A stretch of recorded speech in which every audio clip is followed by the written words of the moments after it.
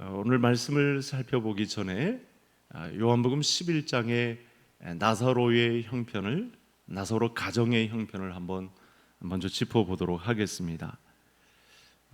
예수님이 사랑하시는 제자 중에 한 사람이었다고 밝히고 있고, 나사로가 중한 병이 들어서 얼마 안 가서 죽음을 맞이합니다. 한번 생각을 해보시죠. 예수님께서 사랑하시던 자도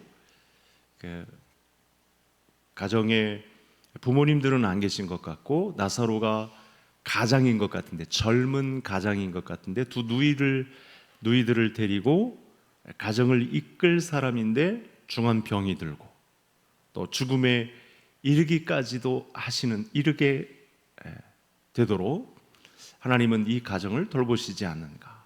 예수님이 아들로 이 땅에 오셔서 하나님으로 서 계신데, 예수님을 잘 믿는 가정이라면 모든 형편이 다 잘 풀리고 탄탄대로를 걸어야 하고, 형편도 좋아지고 막힘이 없이 문제가 다 술술 풀리고 만사형통해야 될 것 같은데, 예수님께서 가까이 두시고 친구처럼 그렇게 이야기하시고 고민도 이야기하신 것 같은 흔적도 있고, 그렇게 가까이 지냈던 제자 중에 한 사람이, 공식 제자는 아니었지만 사랑하시는 이 젊은 가장인 나사로를 주저하고 가는 길도 주저하고 시간이나 이틀이나 지난 다음에 그 가정을 돌보시는 여정 속에서 하나님이 사랑하시는 자도 병이 들고 심지어 목숨이 달아나는 이런 일까지 벌어질까 하는 이런 의문점을 저와 성도님들이 갖게 됩니다. 오늘날에도 아마 성도님들이 신앙생활을 하는 중에 각 가정에서 또 어떤 개인적인 문제로 받아들이기 힘든, 굉장히 고통 속에 있는, 또 기도를 많은 시간 지금까지 해왔는데 지연되는, 응답도 더디는, 또 어떤 분들 중에는 원치 않는 질병이 있어서 아직도 꺼내놓지 못한 그런 문제도 있고, 가정 안에 또 문제를 우리 성도들에게조차 꺼내기는 정말 버거운 그런 문제를 안고 아마 본문의 상황을 보고 있는 성도님들도 있을지 모르겠습니다. 자, 이럴 때 우리가 예수님을, 우리 아버지 하나님을 끝까지 사랑할 수 있을까? 그런 성경적인 다함을 우리 하나님 앞에 나타낼 수 있을까? 지금 그 요한복음 11장의 내용을 보면 예수님께서 어느 때까지 기한을 두시냐면, 죽어서 사흘이 지난, 그래서 시체 냄새가 날 정도의 그 기간까지 어쩌면 버려두시는 듯한 그런 내용을 두고 기다리게 하시는 과정이 있는데, 아마 그런 감정을 안고 내게 주신 믿음이 있어서 지금까지 이 길을 걸어왔지만, 또 이렇게 하나님 앞에 나올 때 나는 예수님이 사랑하시는 예수님의 사람으로 사랑도 받아야 되고, 또 막힘없이 일이 잘 풀리게 되고, 그래도 남부럽지 않은 그런 과정 속에서 복도 받고 남부럽지 않은 삶을 좀 살아야 될 것 같은데, 혹시 그런 길이 열리지 않고 있는, 기도의 응답도 더딘 그런 삶이 내 가운데 있지 않은가. 그래서 제가 요한복음 11장의 내용을 이렇게 이야기한 것은, 오늘 출애굽기 3장의 내용이 이 요한복음 11장을 비롯한 저와 성도님들이 충분히 겪을 수 있는 내용과 유사한 그런 내용이 닮아 있기 때문에 이 말씀의 예를 먼저 드렸습니다. 애굽 땅에서 당시 백성들은 고통의 정도가 상당히 심했습니다. 그 울부짖음이 하나님께 상달되는, 노예로 이제 한참 지난 후에 나타난 애굽의 왕들은 이스라엘을 그야말로 노예로 삼고 도구로 삼고 막 부리는 그런 때를 맞이하였기 때문에 이스라엘 사람들의 고통이 더 중하여졌습니다.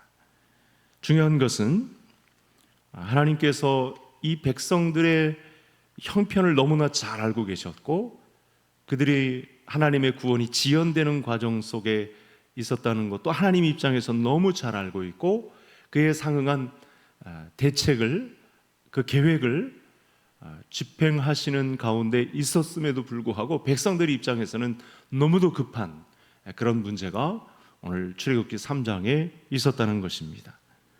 성경에서 발견하는 믿음은, 그래서 오늘도 저와 성도님들이 이 무더운 여름밤에 이 금요기도회에 나와서 우리가 한 가지로 힘을 모아야 할 문제는, 우리가 하나님을 아는 것이, 이렇게 감춰진 비밀 속에 하나님 아버지의 마음을 아는 것이 저와 성도님들의 힘이다, 이 사실을 얻고 돌아가는 이 밤이 될 수 있기를 간절히 소원합니다.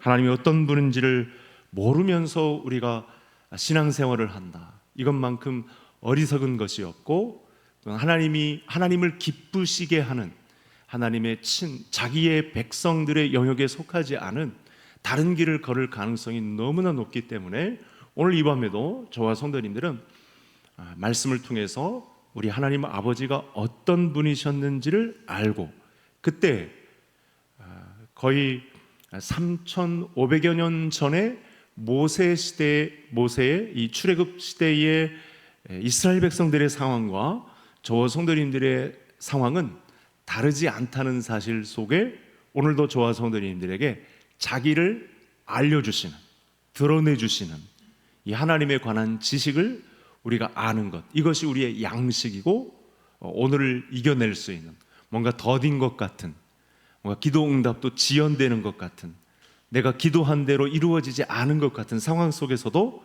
하나님을 알게 된다면, 하나님에 관한 지식이 내게 풀어헤쳐진다면 충분히 이 말씀이 양식이 되고 힘이 되고, 또 미래를 개척해 나갈 수 있는, 하나님의 말씀대로 성경적인 교회를 이루어 나갈 수 있는 충분한 근거가 오늘 이 밤에도 저와 성도님들에게 제공될 줄로 믿습니다. 따라서 오늘 밤도 저와 성도님들은 하나님이 누구신가를 아는 것이 힘이 되어야 한다, 이 말씀을 먼저 드리겠습니다. 자, 그러면 이 급박한 상황 속 정말 빨리 나타나셔야 될 것 같은, 빨리 우리를 건져내셔야 할 것 같은 이 울부짖음 속에 하나님은 어떤 하나님으로 이스라엘 백성들에 다가가셨는지, 저와 성도님들이 당하고 있는 여러 가지 이 마지막 시대에 우리 민족이 닥친 이 현실은 사실은 출애굽 시대의 상황과 그렇게 다르지 않다고 봅니다. 기후 위기 변화, 저출산, 우리 나라의 이 어떤 분열 양상, 그리고 전쟁 상황 속, 지구촌의 여러 가지 자연재해, 그리고 사그러들지 않는 전염성 질환, 또 사람들의 다양한 차별적 금지, 이런 문제와 관련해서 사실은 출애굽 시대의 상황과 저와 성도님들이 맞닥뜨린 상황은 다르지 않다. 그때 동일한 말씀으로 우리에게 자기를 소개하신 하나님을 우리가 잘 알아야 됩니다. 자, 그러면 오늘 10절까지 나타난 말씀 중에 하나님은 자기를 우리에게 어떻게 소개하시려고 하는지를 아는 것, 이 힘을 얻어야 되겠습니다. 첫 번째 화면을 한번 보시겠습니다. 같이 7절의 말씀 같이 읽겠습니다. 여호와께서 이르시되 내가 애굽에 있는 내 백성의 고통을 분명히 보고 그들의 감독자로 말미암아 부르짖음을 듣고 그 근심을 알고. 우리가 하나님을 고백할 때 처음 고백하는 내용이 있죠. 매주일 전능하사 천지를 만드신, 또 매일 새벽부터도 제일 첫 고백이 전능하사 천지를 만드신 하나님 아버지, 전지전능하신 하나님 아버지에 대한 고백을 합니다. 근데 본문의 이스라엘 백성들은 400년 동안 애굽에서 살고 있는데 너무 이 노예 생활이 고통스럽고 힘들어서 하나님을 찾습니다. 그들에게서도 우리에게서 발견할 수 없는 놀라운 신앙의 고백이 있습니다. 고통의 세월 속에 다져진 아직도 신앙 공동체로 엮어져 있기 때문에 하나님을 분명히 찾고 울부짖고 있습니다. 그런데 여러분, 지금 400년 동안 하나님은 이스라엘 백성들의 부르짖음에 아무 관심도 없는 분처럼 보여집니다. 왜냐하면 당장에 뭔가 나타나질 않으니까요. 뭔가 조치가 이루어지질 않으니까요. 그렇게 신앙 공동체로 하나님을 고백한 내용 속에서 하나님이 뭔가를 나타나셔서 이렇게 저렇게도 하시고 인도하셔야 되는데 무려 400년 동안이나 침묵하고 계시는 그런 과정을 지금까지 이스라엘 백성들이 보고 있었다는 사실입니다. 그런데 오늘 본문은 어떻습니까? 실상은 그렇지 않습니다. 아무 반응 없는 것처럼 보이지만 다시 한번 본문을 한번 보시죠.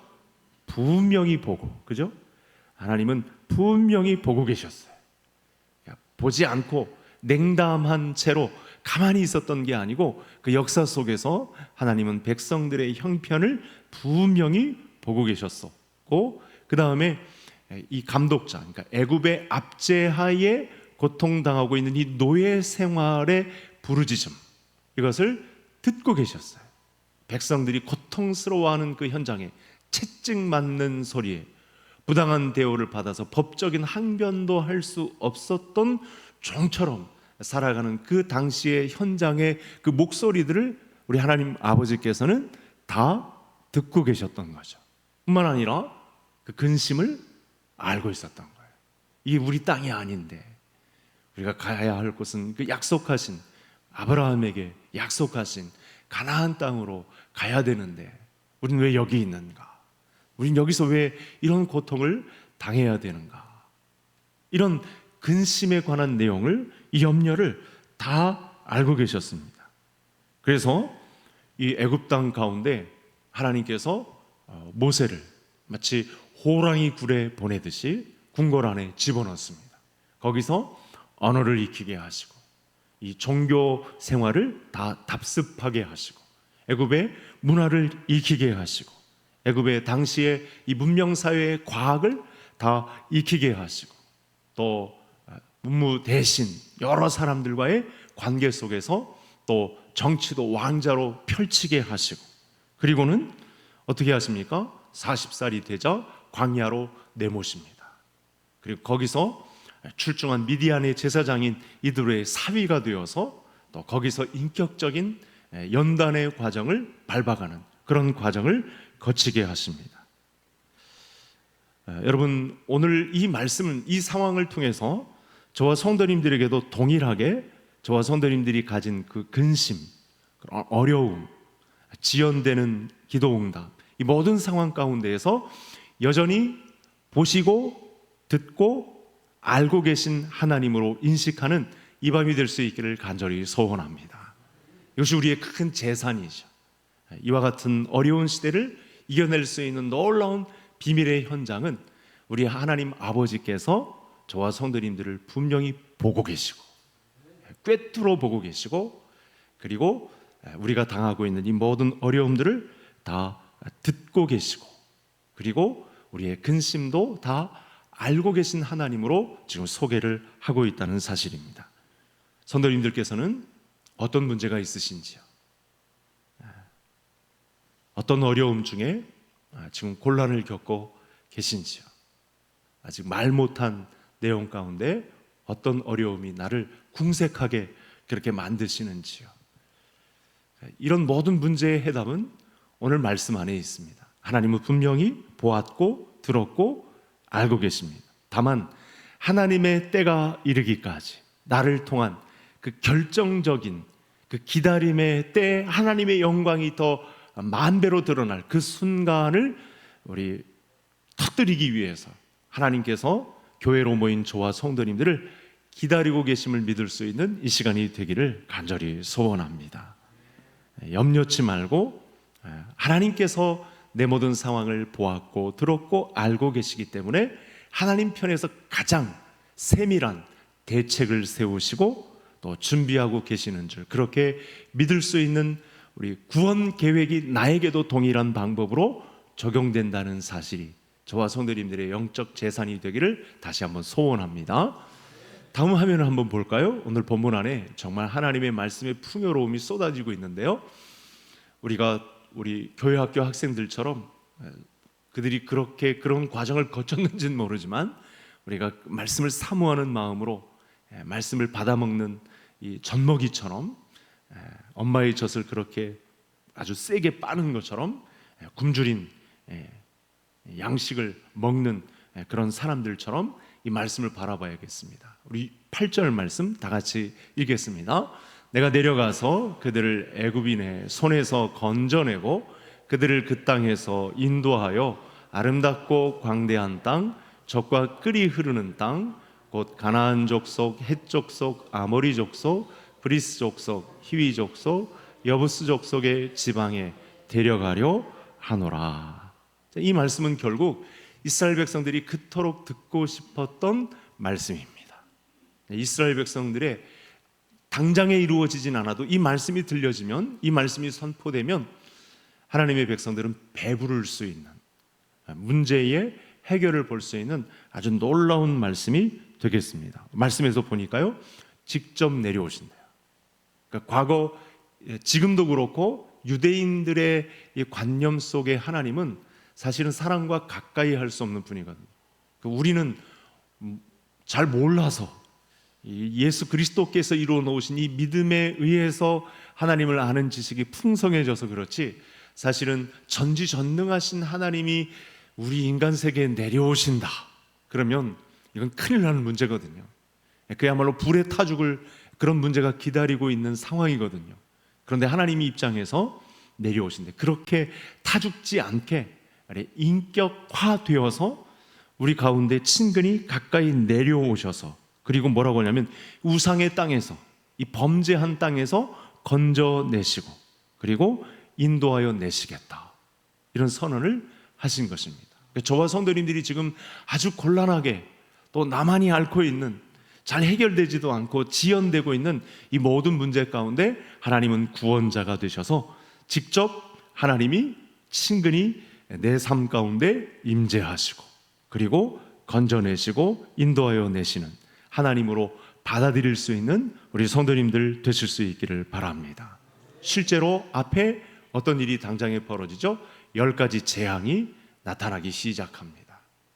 그 상황을 보니까 애굽의 모든 탐심의 우상들을 하나씩 정리하시는, 전쟁에 능하신 하나님께서 그들의 신봉하는 신들과 싸워서 무참하게 살해하시는 그런 놀라운 우상 철폐의 현장이 10가지 재앙으로 나타나기 시작합니다. 홍해를 건너는 과정 속에서도 위에 하늘에 계신 분이시면 그런 일을 어떻게 하실 수 없을 것 같은데 직접 내려오셔서 모세의 지파 위에 힘을 실어주시고 물을 벽으로 만들어서 이 홍해를 건너게 하시는, 직접 내려오셔서 건지시고 인도하시는 일을 실제로 감당하시는 역사가 실제로 나타납니다.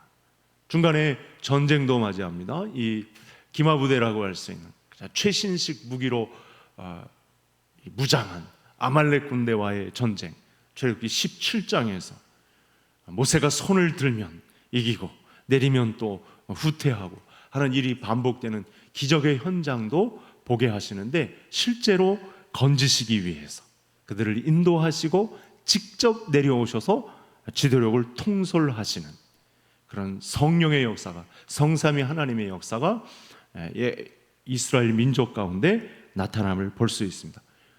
광야에서 교회를 이룬 성도들의 모임 가운데 하나님께서 직접 그들에게 내려오셔서 성육화하시고 그리고 실제로 구원, 건지시고 그들을 구름기둥과 불기둥으로 인도하시는 그런 일을 실제로 보여주십니다.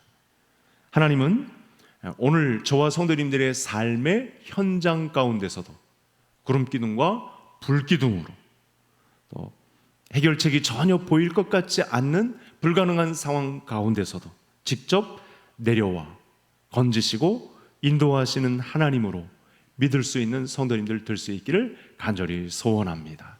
그래서 저는 오늘도 이 말씀을 저와 성도님들과 나누지 않을 수 없습니다.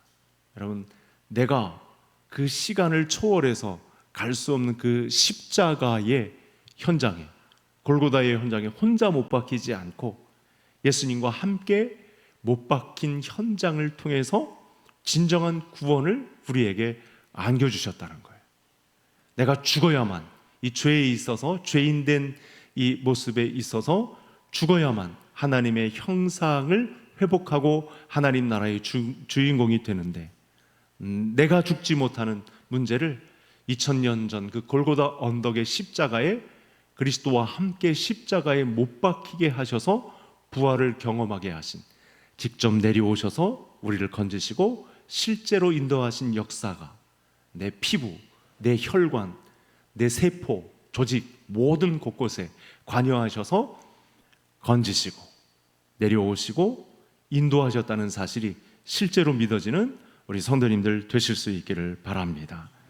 오늘날 구름기둥과 불기둥의 역사는 저와 성도님들에게 잘 보이지는 않습니다. 그러나 이렇게 예수 그리스도를 우리에게 보내셔서, 그리고 예수님이 약속한 따스한 성령님의 역사를 통해서 동일하게 어쩌면 출애굽 시대의 이스라엘 백성들보다 더 강력한 약속의 말씀의 토대를 가지고 저와 성도님들을 구원하여 내시고 인도하시고 직접 내려오셔서 건져주시는 하나님이심을 믿어 의심치 않는 성도님들이 되셔야 하겠습니다.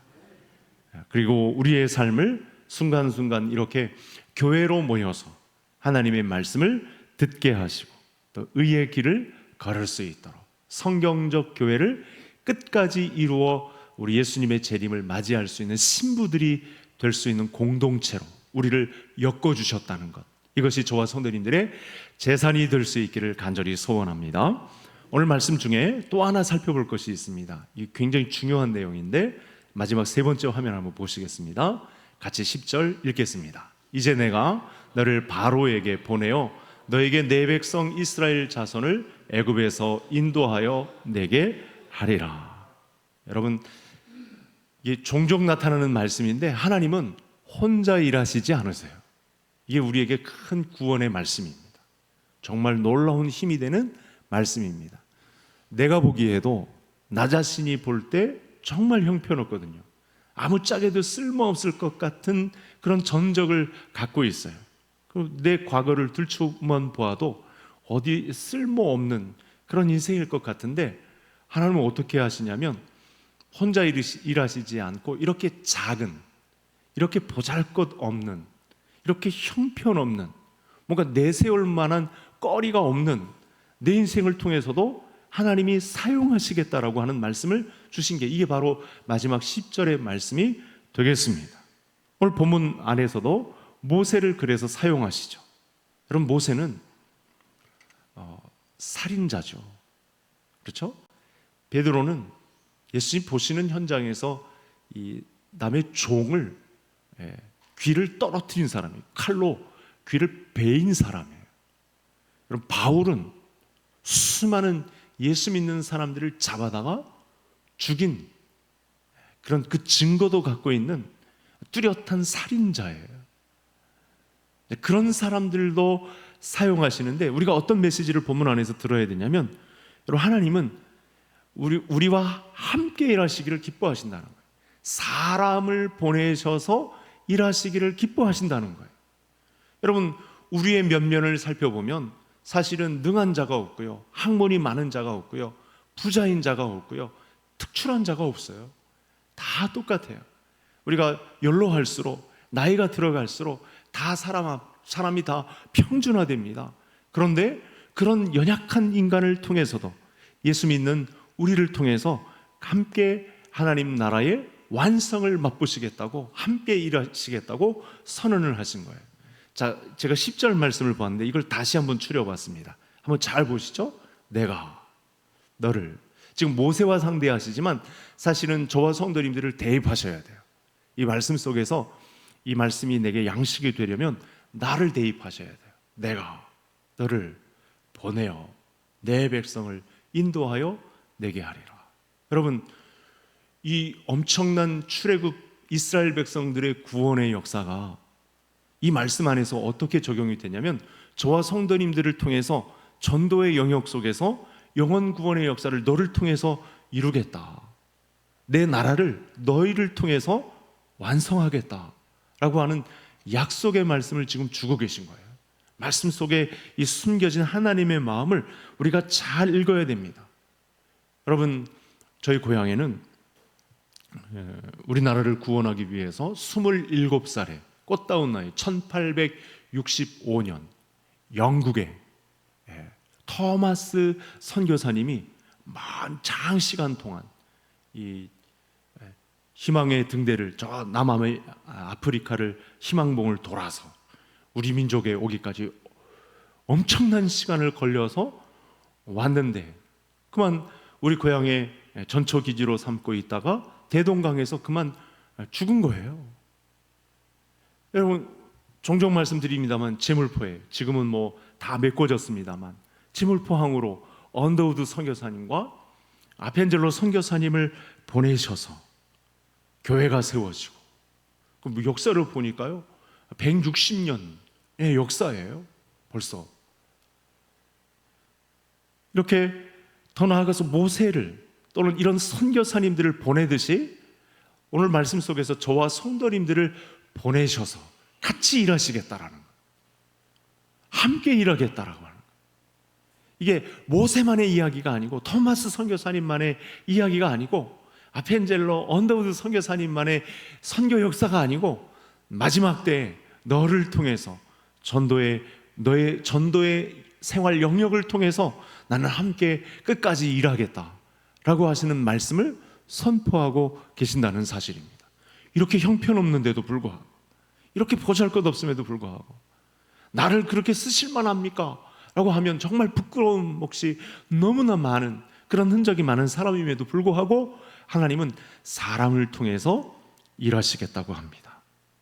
사람을 통해서 함께 내려오셨고 건지시고 인도하시겠다라고 혼자 일하시지 않고 믿음의 사람들, 하나님의 사람들을 통해서 함께 이 교회의 역사를 이루어내시겠다라고 하는 의지를 오늘 말씀 속에서 밝힌 것입니다. 여러분 이 은혜를 충분히 느끼고 그렇게 보잘것없는 나와 함께 일하시겠다고 하신 하나님 앞에 감사할 수 있는 이 밤이 되기를 간절히 소원합니다. 그런 존재감도 없고 그런 뭐 내세울 만한 뭐 가문의 이력이나 뭐 물질의 권세나 뭐 학문의 위엄이나 이런 것 없는데도 그래도 우리를 불러서 작은 자를 통해서 일하시겠다라고 하시는 이 의지를 이 10절에서 마지막으로 밝힌 것 정말 우리의 재산이 아닐 수 없습니다. 그럼 저와 성도님들이 그동안 출애굽 때 당시의 이스라엘 백성들 요한복음 11장의 마르다와 마리아가 품었던 그 의문, 왜 더디 오십니까? 왜 이렇게 아직 확연한 증거를 보여주지 않으십니까? 라고 하는 그런 의문점들이 오늘 우리가 배운 하나님에 관한 지식을 통해서 하나님을 아는 이 이해를 통해서 우리의 마음이 풍성해지고 그 은혜에 감격하고 감사할 수 있는, 그래서 우리를 사용하심이 지속되는 그런 건강한 우리 개성교회 모든 식구들 되시기를 주의 이름으로 축복합니다. 오늘 말씀을 통해서 이렇게 기도하겠습니다. 첫 기도를 드리겠습니다. 내 뜻, 내 마음대로 안 된다고 실망하지 말고 하나님의 영광 받으실 그때를 모세와 같이, 또 가나안 여인과 같이, 베드로와 같이, 바울과 같이, 스데반 집사님과 같이 기다리면서 믿음의 진보를 이루어 달라고, 내려오셔서 건져내시고 인도하시는 하나님에 관한 지식을 앞으로도 더 많이 알 수 있는 그런 풍성함이 있도록, 두 번째로 그렇게 기도하시고 마지막은 모세를 보내듯이, 토마스 선교사님을 보내듯이, 아펜젤로 언더우드 선교사님을 보내듯이 이 마지막 시대에 나를 보내시는 하나님의 의중을 알고 나의 자금을 통해서도 쓰임을 받을 수 있게 해달라고 우리